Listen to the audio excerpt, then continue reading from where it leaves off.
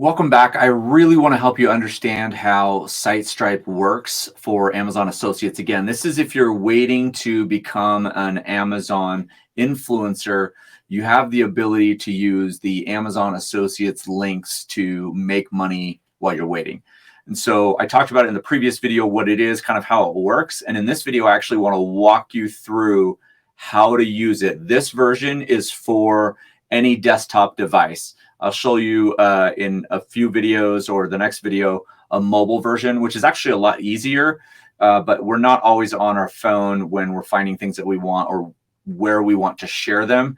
It's difficult on your phone to share on a website or different things like that. I would share things on my phone, on my social media sites or in my handles and stuff like that, but not my handles, but my about me pages or,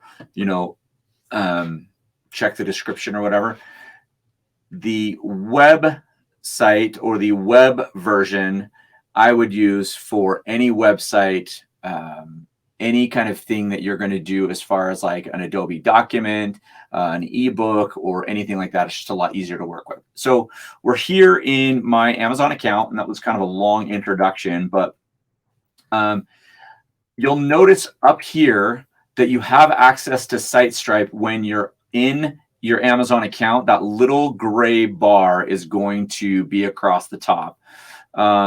You have the option, and I didn't mention this in the previous video, you can actually share items straight to Facebook or Twitter. In my opinion, that's a little spammy, right? There's a way that you can kind of get around it. And I do think that women are much better at this than men, but partly that's because women are doing a lot more shopping, in my opinion, than men, but that's neither here nor there.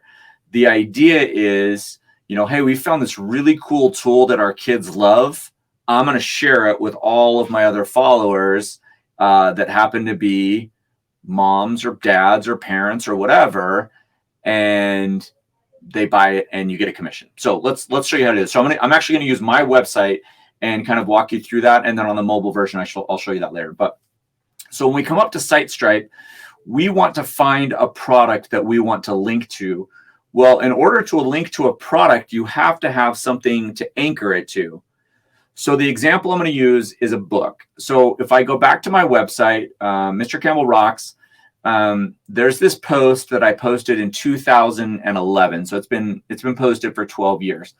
And you'll see that I have this 8th grade Common Core suggested reading list. I don't need to tell you the background, but I spent a couple weeks going through every single one of these books, articles, whatever, and I tried to find a link that was free. So first of all, that's what I tried to do, was find a link that was free, whether it was in Creative Commons now, whether it was in the Gutenberg project, which is basically where they're trying to publish all books for free online after they hit their copyright expiration date. So after they've been published for 75 years. Anyway, so I went through and I found all of the ones that I could that were free. And then what I did is I started linking to ones on Amazon. So for example, I think the Building of Manhattan, let's see, I had it highlighted earlier, but then when I switched off. So when I click on this link, it should take me to Amazon. Well, this item is no longer available.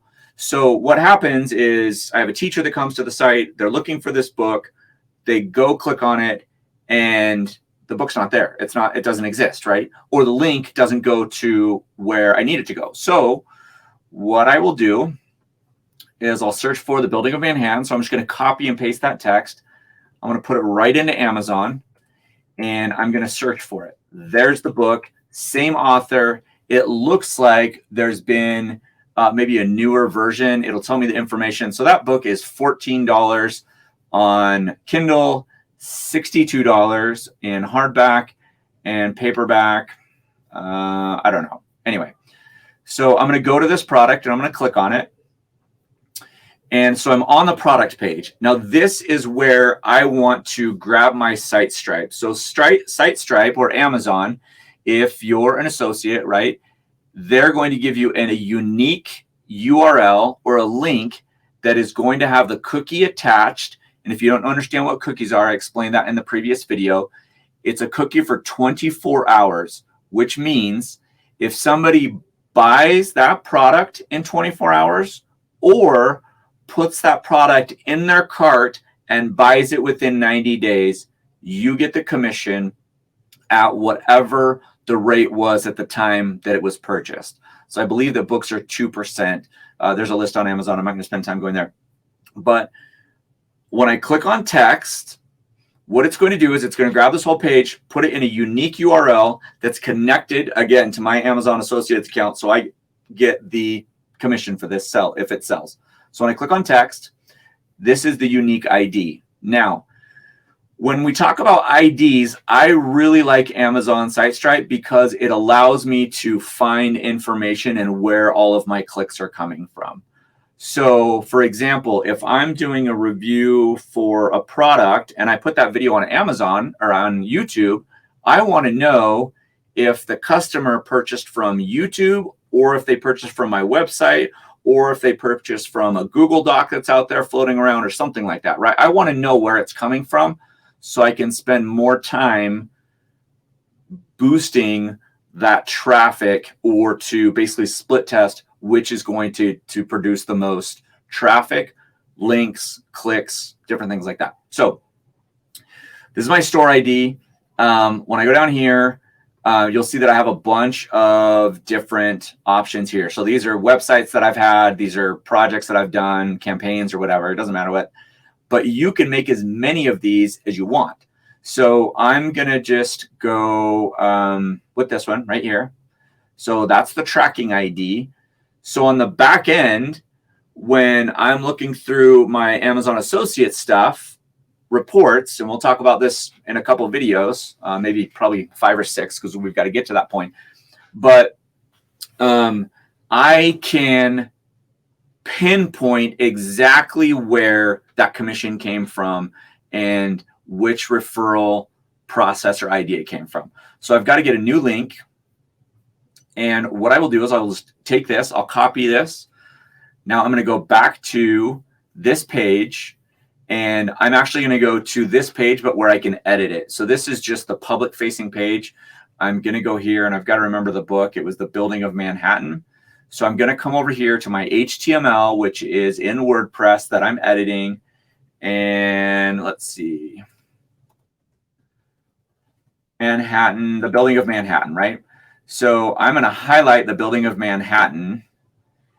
And you'll see there that I already have a link that's kind of there. There was a plugin that I used to use that made this super easy. It still exists. The problem is the product doesn't exist anymore. So this link is linking to nowhere. So I'm going to delete this Easy Azon link. I'm going to go to The Building of Manhattan. I'm going to click on the link. I'm going to add it here. And I'm going to link that. So then I'm going to update it. So this is now going to be published again. So we're going to go back to that version that you just saw when this page updates. So I'm going to click on View Page. And this might look a little bit different on your website, whether you're using Wix or Squarespace or whatever. I use WordPress. It's just what I'm comfortable with. And again, I'm going to try and find my book again because there's a lot of them on here. So there's Manhattan. When I click on The Building of Manhattan, it's going to take me directly to the book that I just linked to. You can see here that I have the option to buy it for $14.95. I can buy it used. I can get paperback. I can get whatever, right? So when I'm linking to products, it's just a super easy way for me to track my commission using my ID or whatever. Now, if somebody buys this book or adds it to their cart and then buys it within 90 days, I get a commission off of this $15. It might not sound like a lot, right? So 2% of $15 is 30 cents. But when you go back and you look at the site,